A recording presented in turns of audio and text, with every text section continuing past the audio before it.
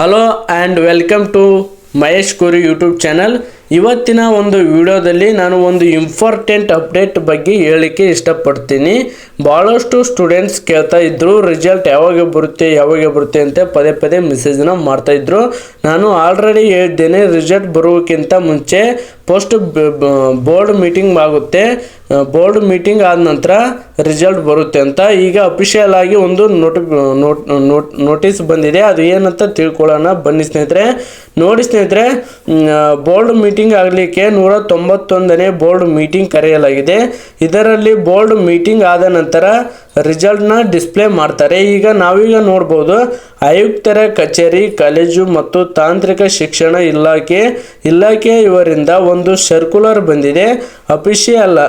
Official ಆಗಿ circular. ಇದರಲ್ಲಿ ಏನು ಹೇಳ್ತಾ ಇದ್ದಾರೆ ಅಂದರೆ 28/1/2025 ಬೆಳಗ್ಗೆ ಮುಂಜಾನೆ 11 ಗಂಟೆಗೆ ಮೀಟಿಂಗ್ ಕರೆಯಲಾಗಿದೆ.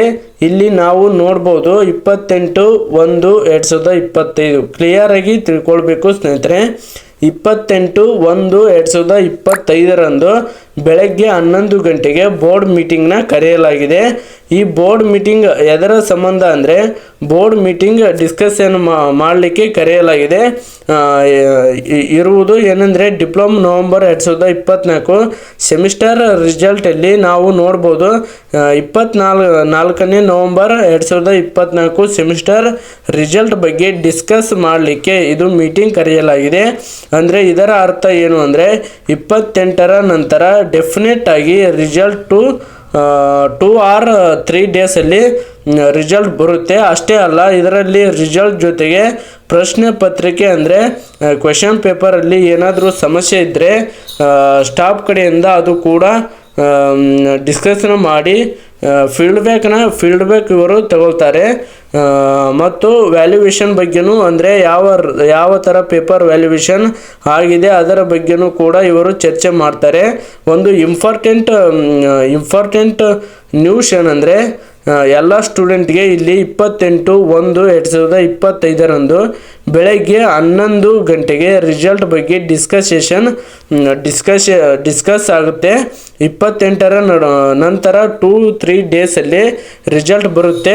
ಡಿಯರ್ ಫ್ರೆಂಡ್ಸ್, ಇಂತಹ ಕಂಟಿನ್ಯೂಯಸ್ ಅಪ್ಡೇಟ್ಸ್ಗಾಗಿ ನಮ್ಮ ಚಾನಲ್ ಮಹೇಶ್ ಕೋರಿ ಯೂಟ್ಯೂಬ್ ಚಾನಲ್ನ ಸಬ್ಸ್ಕ್ರೈಬ್ ಮಾಡಿ ಮತ್ತು ವಿಡಿಯೋ ಲೈಕ್ ಮಾಡಿ ಮತ್ತು ಬೆಲ್ ಐಕನ್ನ ಕ್ಲಿಕ್ ಮಾಡಿ. ನೋಡಿ ಸ್ನೇಹಿತರೆ, ನಾನು ನಿಮಗೆ ಯಾವ ರೀತಿಯಾಗಿ ಕಂಟಿನ್ಯೂಯಸ್ ಆಗಿ ಅಪ್ಡೇಟ್ಸ್ನ ಕೊಡ್ತಾ ಇರ್ತೀನಿ.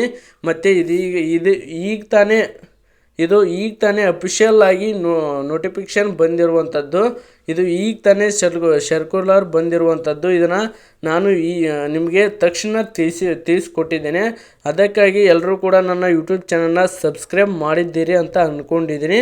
ಮಾಡಿಲ್ಲ ಅಂದರೆ ಈಗಲೇ ಕೂಡ ಸಬ್ಸ್ಕ್ರೈಬ್ ಮಾಡಿ, ದಯವಿಟ್ಟು ಸಬ್ಸ್ಕ್ರೈಬ್ ಮಾಡಿ ಮತ್ತು ಒಂದು ಲೈಕ್ ಕೊಡುವ ಮುಖಾಂತರ ನಮಗೆ ಸಪೋರ್ಟ್ ಮಾಡಿ. ಮುಂದಿನ ಒಂದು ವಿಡಿಯೋದಲ್ಲಿ ಸಿಗೋಣ. ಮತ್ತು ಯಾವ ರೀತಿಯ ವಿಡಿಯೋಗಳು ಬೇಕು ಅಂತ ಕಮೆಂಟ್ ಬಾಕ್ಸ್ನಲ್ಲಿ ಕಮೆಂಟ್ ಮಾಡಿ. ಧನ್ಯವಾದಗಳು.